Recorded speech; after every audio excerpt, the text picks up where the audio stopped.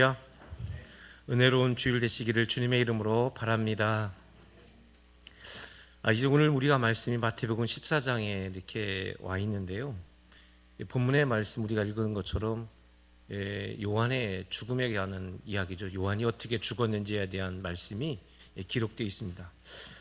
우리가 얼핏 보면 요한이 이런 사건 뒤에 죽게 됐구나라는 이 사건 중심으로 보게 되는데, 이 본문에는 사실은 그 마태가 이야기하고 싶은 중요한 마태의 심리가 숨겨져 있는 의미 있는 메시지를 발견할 수가 있습니다. 먼저 한번 1절 한번 볼게요. 1절을 시작할 때 보면 뭐라고 시작하죠? 그때 이렇게 시작하죠. 그때라고 시작하는 것은 엔케이노토 카이로라고 되어 있습니다. 이것은 이 표현을 쓴다는 것은 문맥으로 봐야 한다는 얘기예요. 그러니까 이 본문만 가지고 딱 떨어뜨려서 본문을 봐서는 안 된다는 거죠. 요한의 죽음, 오늘 말씀에 요한의 죽음에 관한 이 이야기 속에서 예수님은 전혀 등장 안 하잖아요. 그렇죠? 예수님 전혀 등장하지 않는데 이 표현을, 이 말씀이 기록된 것은 앞의 이야기와 연결된다는 겁니다.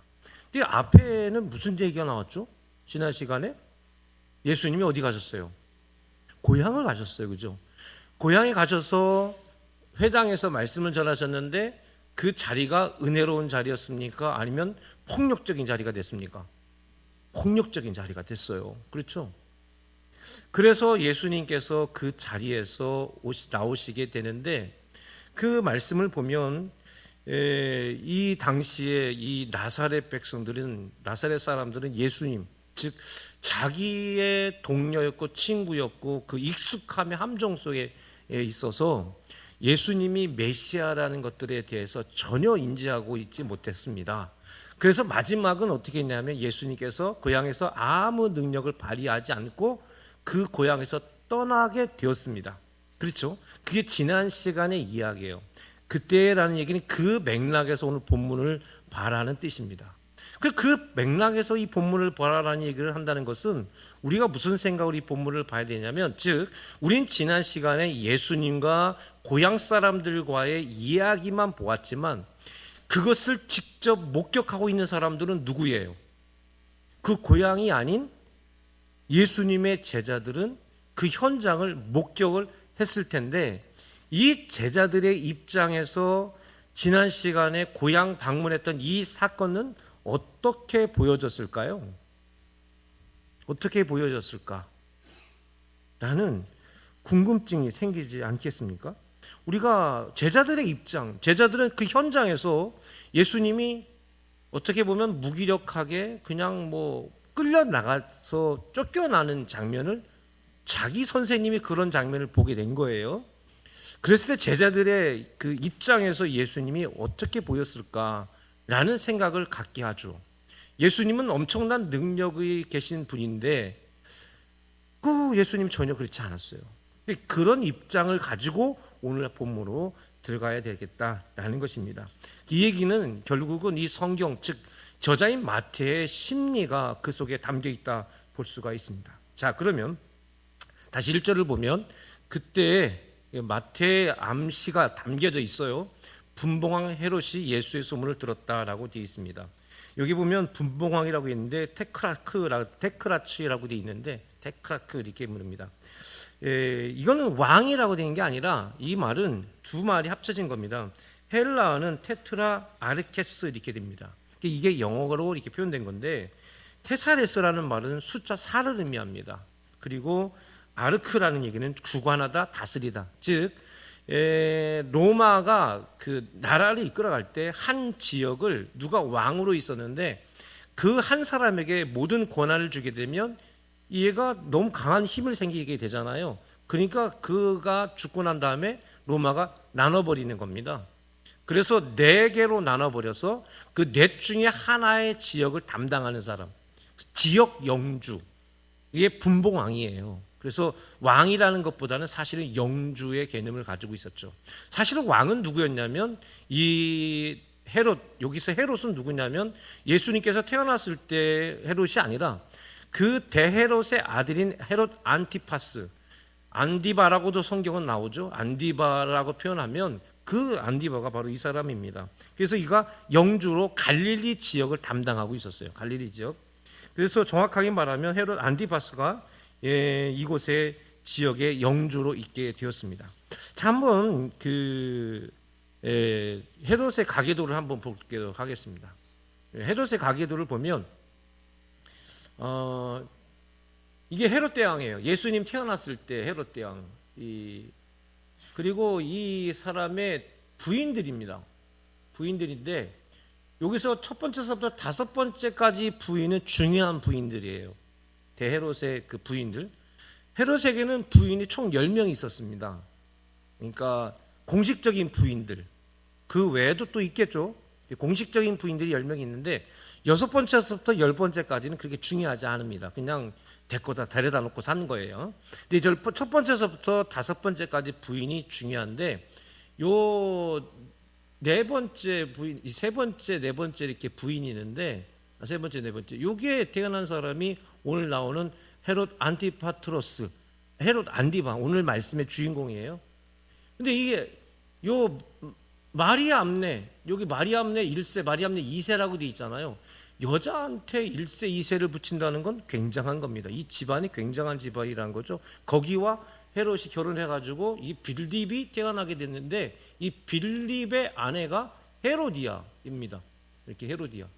헤로디아고 이 헤로디아가 이 빌립과 이혼을 하고 누구하고 오늘 본문에 나온 헤롯 안티파트로스와 다시 결혼을 하게 된다라는 이야기를 지난 우리가 말씀에서 한번 설명을 드렸죠. 요 이야기입니다. 그때 이 헤로디아는 자기가 이 사람과의 아이가 이 살로메인데 이 사람을 자기가 데리고 와서 이 사람 딸로 만들어버리는 그런 장면이 바로 오늘 말씀에 기록된 걸 볼 수가 있습니다. 그때라는 것은 바로 그래서 이 본문 오늘 그때라는 표현에서 보면 문맥상 앞에 이렇게 연결돼 있다 봤을 때 오늘 본문에서 세례 요한이 죽는 장면이 나오잖아요. 목이 잘려서 죽는 이런 장면이 나오는데 사실 오늘 본문은 요한이 이때 죽은 게 아니에요. 앞에 우리가 읽었던 말씀 11장 정도 그때 요한은 그때 죽었습니다. 그때 죽었고 요때는 죽고 난 이후의 이야기를 다시 소환해서 오늘 이야기가 나온 거예요. 그러니까 오늘 우리가 14장을 읽었는데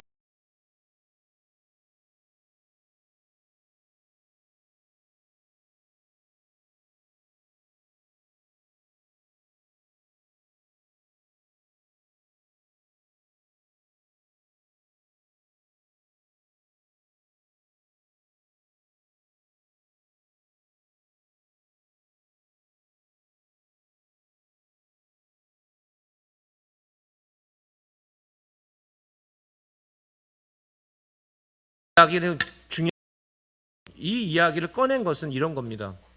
그때 빌립이 헤롯이 이렇게 헤롯이 자기 요한이 죽었을 그때 요 얘기를 하는 것은 마치 이런 거예요. 우리가 작년에 우리 봄에 소풍을 갔었잖아요.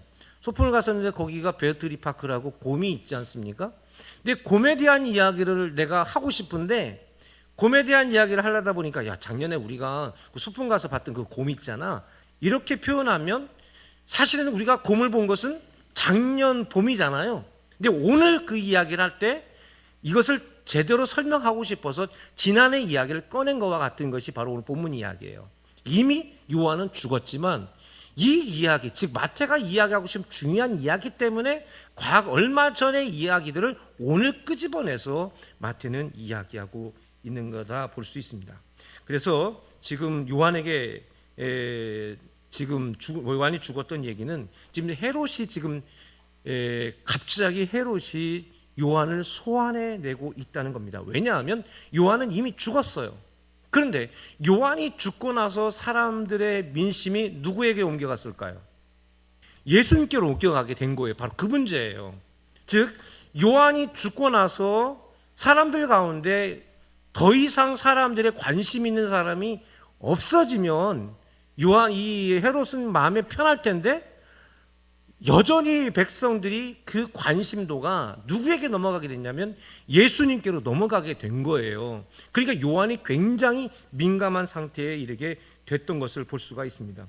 예수님이 쏠리게 됐는데 예수님은 세례 요한과 달랐어요. 세례 요한은 적극적으로 사람들을 동원하고 그리고 사람들 앞에서 정치적인 문제들을 드러내서 잘못된 것을 이게 이야기를 했는데, 예수님은 그런 얘기를 하지 않아서 괜찮다고 생각했는데 은근히 사람들이 많이 쫓아다니는 건데, 요한은 좀 지식인층도 많이 있었지만 예수님은 지식인뿐만 아니라 저변에 깔린 사람들이, 민초들이 너무 많이 몰려들게 된 거예요. 왜? 병든 사람을 고쳐줬죠. 또 기적도 일으키게 되죠. 막 이런 일들이 막 일어나게 되니까 많은 사람들이 예수님을 쫓아다니게 된 것입니다. 그래서 예수님의 소문이 어떻게 됐다? 왕궁까지 다 들릴 정도로 엄청난 이 영향력을 끼치고 있었던 것을 볼 수가 있습니다. 더더군다나 이 즈음은 유월절 즈음입니다.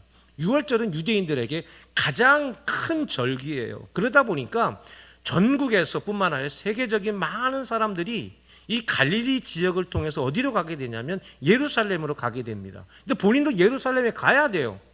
그랬을 때 자기 지역에 있는, 자기 지역대, 자기 영지에 있는 예수라는 사람을 통해서 이 엄청난 밀란이 일어난다든지 문제가 생기게 되면 자기의 입장이 상당히 곤란하게 되는 상황이 되는 겁니다. 만약 예수님께서 민중 봉기를 일으킨다면 이 지방 영주로서 상당히 곤란함을 일으키게 되는 거죠. 팔레스틴 전체의 왕이 아닌 지역 영주, 즉 자기 부왕 아버지처럼 전체의 왕이었다면, 그리고 아버지의 영향력이 엄청나서 예루살렘 성전을 어마어마하게 졌는데, 그거에 비해서 자기는 욕망과 야욕은 있는데 그런 기회도 없고 자기가 이 지방에 있으면서 유대 지역의 분봉왕도 아니고 갈릴리 지역대에 분봉하고 있으면서 이런 거 하나도 제대로 해결하지 못하면 자기 입지가 상당히 어렵게 되는 상황이 되었던 겁니다. 그래서 누가 신경 쓰인 거예요? 예수님을 보면서 세례 요한을 소환하게 된 거예요. 세례 요한 소환하게 된 거예요. 자, 그래서요, 요한이, 이 헤롯 안디바가 이상한 이야기를 해요. 오늘 보면 2절 볼게요. 2절 말씀 같이 읽습니다. 시작. 그 신하들에게 이르되 이는 세례 요한이라 그가 죽은 자 가운데 살아났으니 그러므로 이런 능력이 그 속에서 역사하는도다. 이게 놀라운 이야기를 헤롯이 얘기해요. 이게 사람들의 얘기가 아니라, 사람들 속에서 소문나는, 이런 소문이 도는 게 아니라 예수님이 이런 이야기가 해서 사람들이 요한에게서 금방 예수님에게 시선이 쏠리게 됐는데, 그런데 너무나 큰 임팩트가 있고 영향을 끼치다 보니까 요한이, 이 헤롯이 자기 신하들한테 한 말이에요. 이게, 야, 이거 큰일 났다. 이거는 분명히 요한이 부활한 거야. 요한이 부활해서 지금 예수님으로 지금 다시 환생했다. 이런 이야기를 누가 한 거예요? 헤롯이 말한 거예요. 놀라운 것은 바리새인들, 서기관들 이 보면 이때 당시에 산헤드린 공연 이 제사장들은 부활을 안 믿었잖아요. 바리새인들은 부활을 믿었지만, 근데 헤롯은 무엇을 믿고 있어요? 자기의 입으로 자기도 모르게 부활을 고백하는 놀라운 현장을 우리가 발견할 수가 있습니다. 사람들, 예수님께 사람들에게 모이게 된 것은 틀림없이 요한이 부활한 것이다. 그래서 뭐예요? 헤롯이 엄청난 공포심을 느끼게 된 거예요. 요한에 대해서도 공포심을 느꼈는데 예수님이 활동하는 걸 보고 더 놀라게 된 거예요. 이건 요한이 부활했다, 요한의 망령이 나타나게 됐다, 이렇게 생각하게 돼서 그래서 신하들한테 공포심의 이야기를 하게 돼. 그냥 장난삼아 얘기한 게 아니라 그만큼 심리적으로 엄청난 공포를 느끼고 있는 그런 현장을 우리가 볼 수가 있습니다. 이게 얼마나 역설적인 장면인지 몰라요. 우리가 신앙생활을 하다 보면 내가 신앙생활을 잘할 때도 있지만 삶으로 어려울 때도 있지 않습니까? 그래서 삶을 고민하고 어려워서 내가 힘들어할 때 보면 전혀 예기치 않은 사람들이 있어요. 예수님을 믿지 않은 사람들 가운데 너 예수 믿는 사람이 왜 그래? 너 하나님께 기도해봐. 하나님께서 너에게 힘주시겠지. 전혀 이 사람이 예수 믿는 사람이 아닌데 갑자기 그런 얘기를 하게 되는 거예요. 그렇죠? 그건 그 사람의 믿음 때문에 그런 거예요? 하나님의 역사하심이에요. 내 안에 계신 하나님의 역사하심이죠. 누구를 통해서? 믿지 않는 사람의 입을 통해서 나에게 하나님이 말씀하시는 것을 우리가 볼 수가 있습니다. 할렐루야. 이 믿음의 사람들이 그런 영향력이 있는 거죠. 그런데 지금 헤롯의 마음속에는 이런 놀라운 마음이 그 속에서 사로잡게 된 것을 볼 수가 있습니다. 자, 그래서 3절 4절로 한번 넘어가 볼게요. 3절 4절 시작. 전에 헤롯이 그 동생 빌립의 아내 헤로디아 일로 요한을 잡아 결박하여 옥에 가두었으니 이는 요한이 헤롯에게 말하되 당신이 그 여자를 차지한 것이 옳지 않다 하였음이라. 이게요, 이 사건이 이미 말씀드린 사건이 좀 전에 말씀드린 대로 헤롯 안디바는요, 다시 한번 그 가계도를 한번 보여주시겠어요? 이 헤롯 안티파트로스, 빌립 1세 이렇게 있죠. 여기 마리암네, 이렇게 말디스 이렇게 되고 헤로디아 이렇게 있습니다.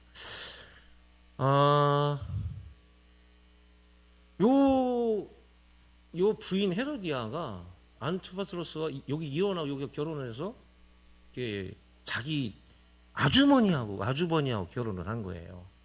이런 짓을 하게 된 거죠. 사실은 이거는 우리가 한번 깊이 봐야 되는 게 뭐냐면 이런 겁니다. 사실은 헤롯 안디바나 빌립이나 대단한 사람들이 아니에요. 실제로 이 가계도에서 제일 대단한 사람은 헤로디아입니다. 헤로디아가 제일 중요해요. 왜냐하면 마리암네 1세, 마리암네 2세 아들이 빌립 1세인데 이름도 빌립으로 잡고 누구보다도 이 출신 성분이 좋은 사람이 빌립 1세예요. 빌립 1세인데 근데 빌립 1세는 야욕과 욕망이 그렇게 크지 않았습니다. 원래 괜찮은 집안의 아들이다 보니까. 근데 헤로디아는 마음에 뭐가 있었냐면 굉장한 욕망이 있었습니다. 자, 여러분 보실 때 이 사람들이 어떤 욕망이 가득했을까요?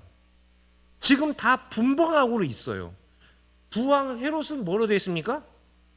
킹으로 있었는데 자녀들은 영주로 있는 거예요. 그럼 그들 가운데 뭐가 없는 거예요? 왕이 없는 거예요. 이 사람들은 다 누군가 이 지역 전체를 다스릴 뭐가 되고 싶은 거예요?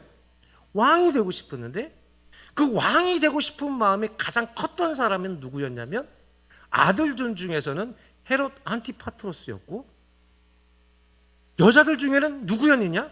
헤로디아가 그 꿈을 꾸고 있었어요. 그런데 자기 남편 빌립은 그런 꿈이 있어요, 없어요? 이러면 됐지, 왜 그래, 이런 거였어요. 그래가지고 이 헤로디아는 자기 남편에 대해서 굉장히 속이 상했습니다. 이 남자를 내가 믿고 어떻게 결혼 생활을 할 수 있나 라는 생각을 하게 돼서 결국은 이 헤로디아가 누구를 꼬이냐면 헤롯 안티파트로스를 꼬이는 겁니다. 그런데 여러분 생각해 보세요. 이때 정치가들이 자기 동생의 부인을 자기의 아내로 삼는 게 쉬운 일일까요? 어려운 일일까요? 쉽지 않은 일이에요. 그런데도 불구하고 이 헤롯 안티파트로스가 헤로디아를 자기 부인으로 덥석 문대는 중요한 이유 하나가 있습니다. 그게 뭐냐면 헤롯 가문은 이 사람들이 혈통이 어디 혈통이냐면 이주의 사람들입니다. 이 에돔 사람들이에요. 이방 사람들입니다. 혈통에 문제가 있어요. 이 팔레스틴 지방의 왕이 되려면 적어도 자기가 지방 영주인데 지역의 왕이 되려면 가장 큰 문제가 자기가 이 사회적으로 업적도 있어야지만 혈통으로도 좋아야 돼요. 혈통으로도. 그런데 이때 당시에 유대인들 중에 가장 1위 혈통, 조선시대 때는 누가 왕입니까? 이씨들이 왕이었죠. 그러니까 조선시대의 최고의 성씨는 뭡니까? 이씨죠. 유대인들 팔레스틴 지방의 최고의 성씨는 뭘까요? 강씨요? 아니요, 강씨는 아니고 해씨? 아니고 하스모니안 왕조예요. 하스모니안 왕조.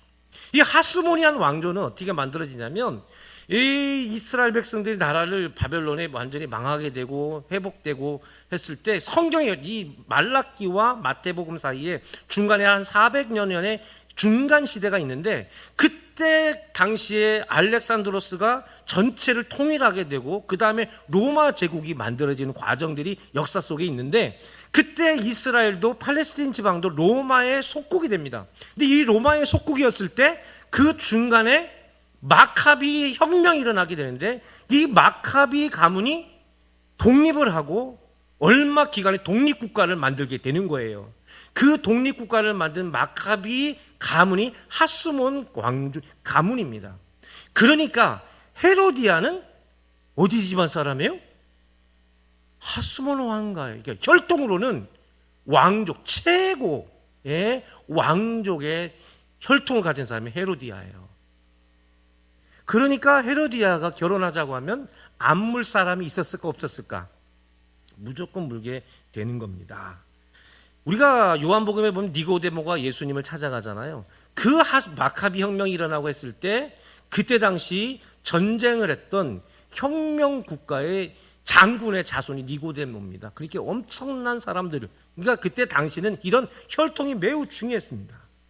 그랬는데 이 헤롯 집안의 야욕은 가장 큰데 컴플렉스가 있는 사람이 누구였냐면 헤롯 안디바가 컴플렉스가 있어요. 왜? 이 헤롯 안디바의 부인은 어디 사람과 결혼하게 됐냐면 아레타 왕국의 여인과 결혼했습니다. 자기 혈통이 안 좋아. 그러니까 헤로디아가 안디바의 약점을 알고 있는 거예요. 그런데 욕심은 누가 제일 많아요? 이 헤롯 안디바가 제일 센 거예요. 근데 그 욕심은 누가 같아요? 헤로디아와 욕심이 같았습니다. 뜻이 같은 거죠. 그러니까 헤로디아가 누구를 유혹하는 겁니까? 안티파스를 유혹을 하죠. 너 이혼해라. 나와 결혼해서 천하의 왕이 되라. 그러니 서로 마음이 맞아요, 안 맞아요?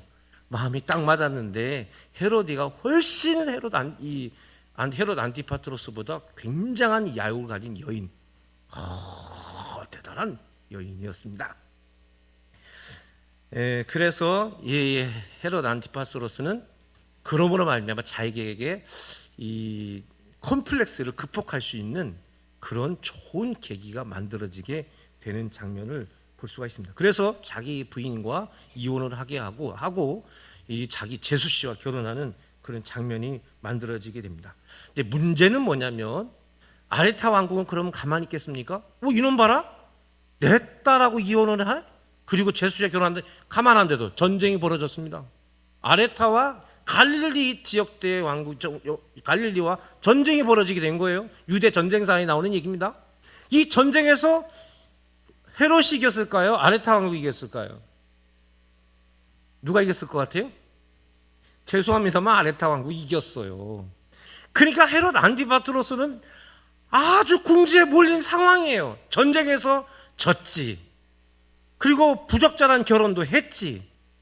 이렇게 아주 이 코너에 몰릴 대로 몰린 상태에 있는데 그때 누가 나선 거예요? 요한이 딱 나가는 거예요. 요한이. 너 뭐하는 짓이야? 나라를 전쟁을 일으켜가지고 왜 이혼해가 전쟁을 많이 일으켜가지고 전쟁이 나가지고 누가 죽었겠습니까? 왕자들이 죽었겠어요? 일반 백성들이 죽었겠어요? 백성들이 죽었겠죠. 실패했으니 이겨야 되는데 백성들의 민심이 너무너무 나빴습니다. 그런데다가 뭐예요?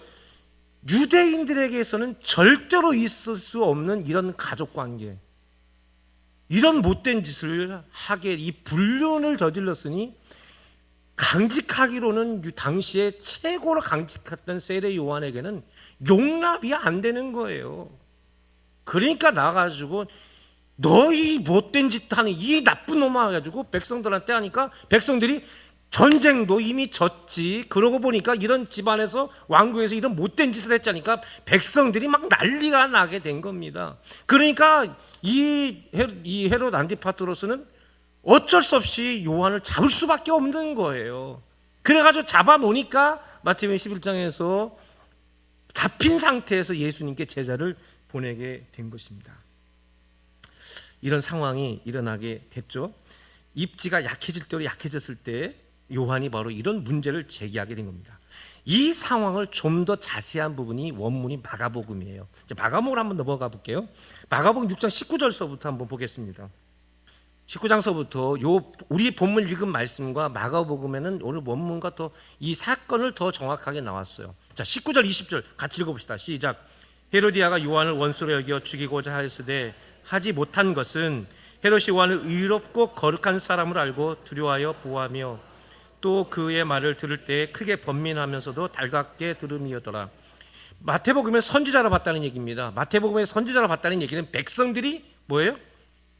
막 이 요한을 당시의 최고 지도자로 봤다는 얘기와 같습니다. 근데 여기는 헤롯 입장을 썼어요. 헤롯 입장은 뭐냐면 요한이 의롭고 거룩한 사람, 자기가 봐서도 이 사람을 함부로 건들 수 없는 그런 사람이에요. 왜냐하면 자기의 컴플렉스가 혈통이라면 세례 요한의 혈통은 제사장 가문입니다. 누가 봐도 가장 완벽한 집안의 아들이었죠. 그리고 그의 행동은 누구와 같았습니까? 선지자와 같았기 때문에 사람들에게 많은 신뢰를 받았습니다. 요한을 잡아두긴 잡아뒀지만 지금 국가의 가장 큰 문제가 왜 요한을 잡아서 지가 잘못해놓고 이게 민심이 아주 안 좋은 상황이라서 요한을 놔주면 또 이 6월절 가까이 돼서 민중봉기를 일어나면 못해. 전쟁도 실패했지, 결혼도 불륜을 저질렀지, 이러지도 못하고 저러지도 못하는 그런 상황에 있게 된 겁니다. 그래가지고 이 어쩔 수 없이 이 상황이 어떻게 몰리고 그랬던 거예요. 또 당시에는 이 로마의 이 총독들이 6월절 가까이 됐으니 뭐합니까? 천부장 백부장들 다 군사를 동원해서 예루살렘 성전으로 다 이동하고 있고, 군사적으로도 아주 긴장감이 높았을 때, 왜? 6월절에 민중봉기가 많았습니다. 크게 자꾸 많았어요. 자객들이 나와서 살인도 많이 하고요, 막 조그맣게 막 어디서 데모도 많이 하고. 요새는 역전 가기가 힘들어. 역전에 가면 자꾸 사람들이 모여 있어가지고 막 그런 거예요. 막 이런 상황이 된 겁니다.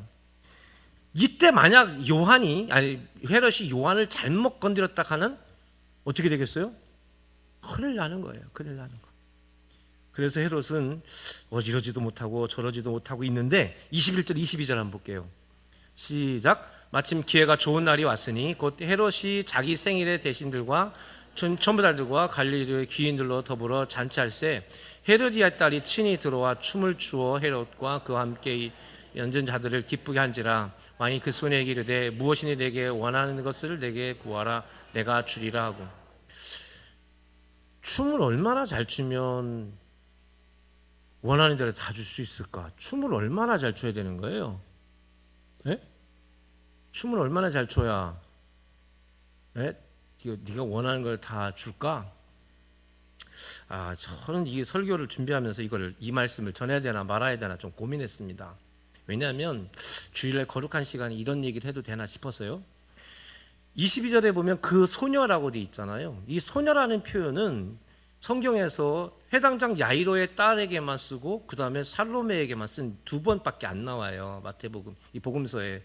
이 소녀라는 말은 아직 그러니까 어린 여자 아이를 말하는 게 아니라 결혼 정년기에 있는 성숙한 여자를 말하는 표현이 코사리온이랍니다. 코사리온. 저게 소녀라고 되어 있는데 원어는 코사리온으로 되어 있습니다. 회장장 야이로의 딸은 이 시집갈 때가 다 된 귀하고 귀한 딸이 죽게 된 그 표현을 말한 거라면, 이 본문에서 그 소녀에게 이르되라고 했다는 얘기는 뭐냐? 이게 살로메예요. 헤로디아가 시집 올 때 데려온 딸이 살로메예요. 그건 빌립의 딸이잖아요. 근데 빌립의 딸이 아니라 자기가 데리고 나온 딸이에요. 얘 하나를.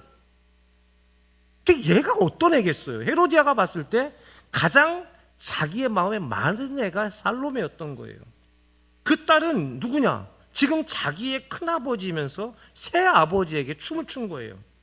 나중에 이 살로메는 누구하고 결혼하면 자기 작은아버지와 결혼합니다. 이걸 얘기해야 되나? 조카 딸이고 자신의 딸이 되었지만 나중에는 자기 동생의 부인이 되는 그 살로메가 이 자리에서 춤을 췄는데, 그 소녀라고 받았다는 얘기는 성적인 유혹을 했다는 뜻이에요. 자신의 새아버지면서 큰아버지가 되고 나중에는 자기의 경쟁자가 되는 자신의 어머니의 남편을 유혹하는 꼴이 된 거예요. 나중에 살로메가 자기 남편과 경쟁하는 거죠. 왕이 되고자 하는.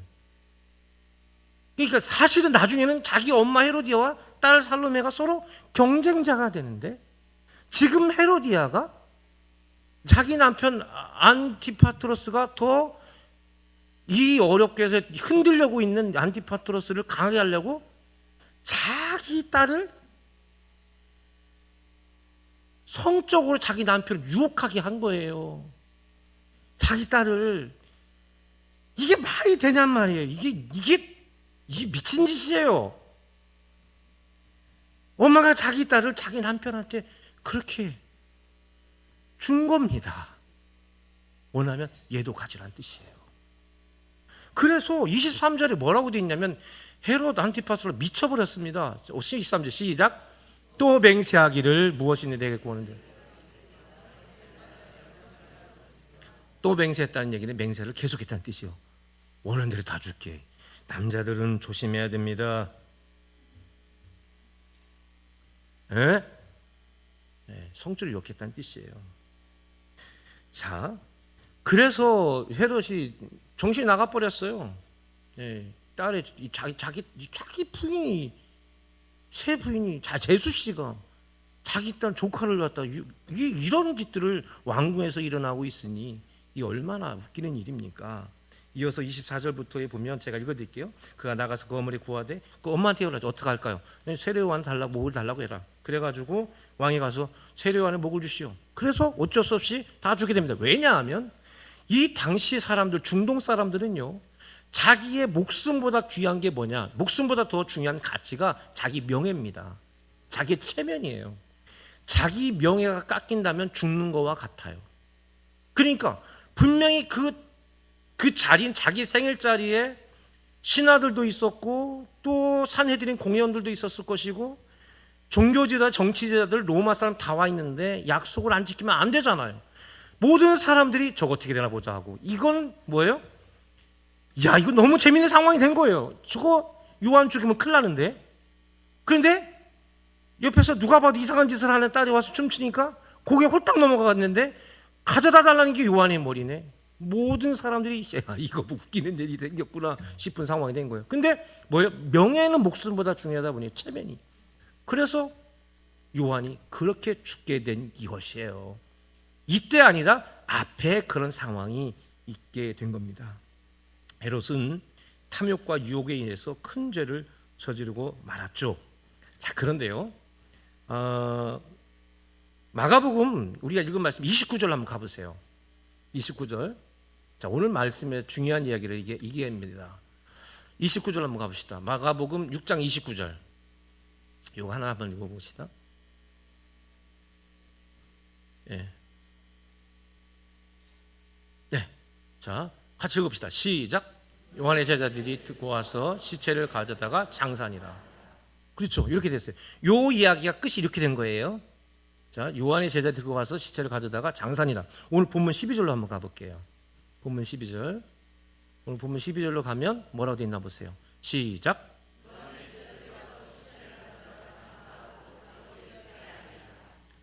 차이가 보여요, 안 보여요?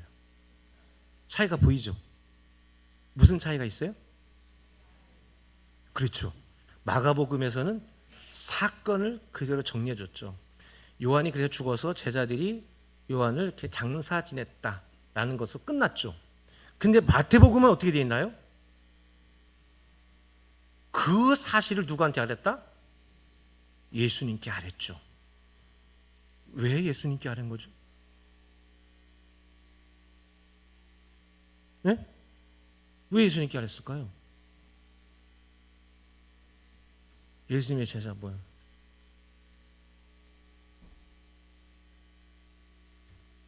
마가는 예수님 제자들이 그렇게 마가복음에는 세례요한의 죽음에 그래서 이렇게 제자들이 장사 지냈던 걸로 사건을 마무리 집니다. 근데 마태복음엔 이거를 예수께 알았다는 이야기가 기록되어 있죠. 누구에게 알렸다는 얘기입니까? 예수님께 알렸다는 얘기죠.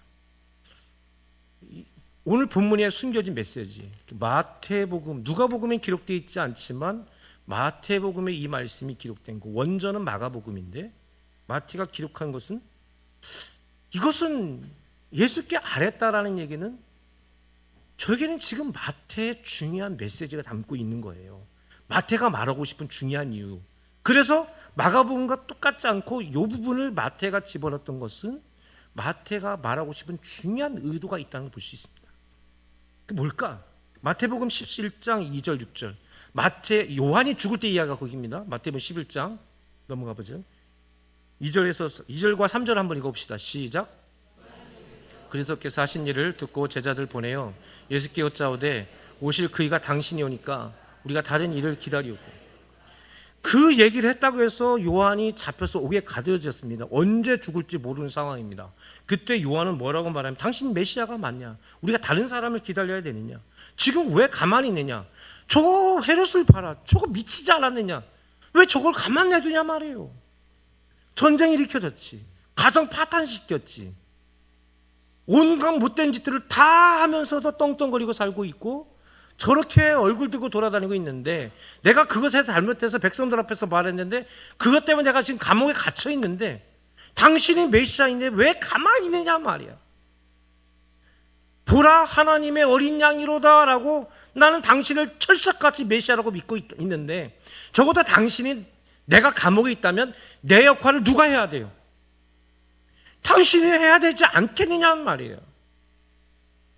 그래서 내 구명활동도 하고, 저 못된 저들을 더 쓰러뜨려서 정의롭고 바른 사회를 만들어야 되지 않겠냐 말이에요. 오늘날은 세례요한이 너무 많아. 우리나라에 세례요한이 너무 많죠. 그런데 그 얘기를 한 거예요. 그러니까 예수님께서 뭐라고 말씀하시냐면, 5절 맹인이 보는 것을 보며 못 벗는 사람이 걸으며 나병한 자 깨끗함을 받으며 못 듣는 자가 들으며 죽은 자가 살아나며 가난한 자의 복음이 전파된다 하라. 누구든지 나로 말미암아 실족하지 아닌 자는 복이 있도다 라고 끝나버렸어요. 답을 안 줬어요. 그렇죠. 자, 요한이 이 질문을 남기고 그때 죽은 거예요. 이때 예수님 대답이 뭐냐면 13절서부터 15절까지 이렇게 되어 있습니다. 13절부터 15절까지 다 같이 시작. 모든 선지자와 율법이 예언한 것은 여기까지니 만일 너희가 즐겨받을진대 오리라 한 엘리야가 곧 이 사람이니라. 귀 있는 자는 들을지어다. 세례요한은 누구다? 이 말씀을 하면서 세례요한은 구약의 문을 닫고 신약의 문을 열어준 사람이다 라고 했죠. 그죠? 오실 메시아를 증거하는 사람, 그게 그의 역할이다. 이것을 하고 예수님은 답을 끝내버렸습니다. 마태의 질문은 바로 이겁니다. 예수님을 따랐습니다. 그렇죠. 자기의 부귀영화를 다 버리고 자기가 꿈꿨던, 자기가 생각했던 그 메시아, 내가 정말 자기가 지금까지 바라고 또 믿었던 그분이 바로 예수님인 걸 알고 예수님을 따라왔습니다. 그리고 많은 이적도 보여주시고, 그리고 많은 비유를 말씀하시면서 하나님 나라를 이야기하면서 왕국의 꿈을 품고 있습니다. 그런데 고향에 가가지고 큰 충격을 받았습니다.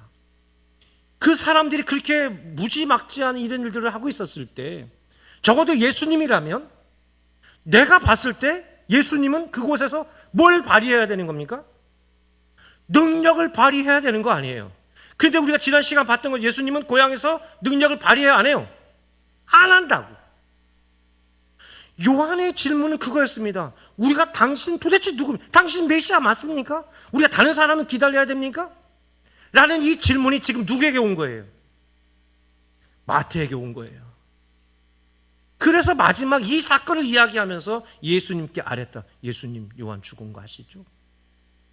지금 헤롯이, 지금 예수님은 요한이 다시 살아났다고 말하는데요, 이 얘기를 하는 거예요. 마태의 의도가 보이십니까? 예수님 지금 왜 가만히 계십니까? 왜 가만히 계시죠? 마태는 그 질문을 하고 있는 것입니다. 오늘 우리들 크리스찬들에게 묻습니다. 왜 우리는 가만히 있어야 하나요? 우리도 뭔가 모여야 되고 힘을 발휘해야 되고 뭔가 해야 되지 않을까요? 마태는 궁금했을 겁니다. 그리고 마음속에 예수님에 대한 의심이 생겼을 겁니다. 왜 예수님은 가만히 계시나? 지금 분연이 일어나서, 지금은 때인데, 6월절 때인데, 이때 다시 일어나야 하는데, 그때 힘을 모아야 되고 많은 백성들이 모일 텐데 이때 움직여야 되지 않겠는가?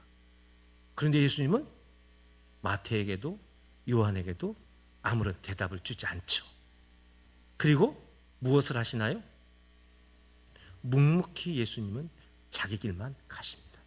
그 길이 무슨 길입니까?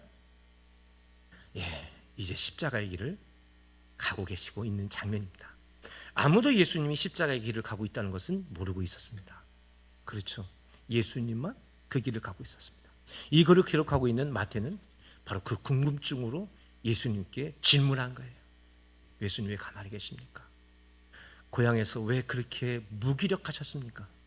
그리고 이 사회가 이렇게 잘못되고 이 사회가 온전치 못해서 모든 빛이 보이지 않는 이 시대 가운데 왜 예수님은 가만히 계십니까? 이 질문을 하고 있는 거예요. 오늘날 우리 한국 사회가 그렇죠. 우리가 모여서 같이 기도해야 될 때가 아닙니까? 우리가 많이 힘을 얻어야 될 때 아닙니까? 우리가 이것을 바꿔야 되지 않겠습니까? 이런 이야기들이 우리 주변에 많습니다. 근데 예수님은 답하지 않습니다. 묵묵히 어디로 갑니까? 십자가를 지고 가는 거죠. 여러분 그렇습니다. 십자가를 지는 사람, 십자가를 지는 교회, 십자가를 지는 성도, 십자가를 지는 교회, 목사, 그래야 대한민국에 희망이 있고 구원이 일어나는 겁니다. 예수님의 그 십자가로 말미암아 진정한 구원이 일어났듯, 그렇죠. 오늘날 우리가 필요한 것은 십자가를 지는 기도입니다. 우리가 이 말씀을 보면서 우리도 궁금하죠. 어떻게 해야 되나? 예수님은 답은 십자가밖에 없음을 말씀하고 있습니다. 십자가는 뭡니까? 내가 죽어야 너희들이 산다. 오늘 이 말씀을 기억하면서 우리 여러분들 모두가 다 십자가의 예수님의 십자가를 다시 한번 돌아볼 수 있는 그런 기회가 될 수 있기를 주의 이름으로 바랍니다.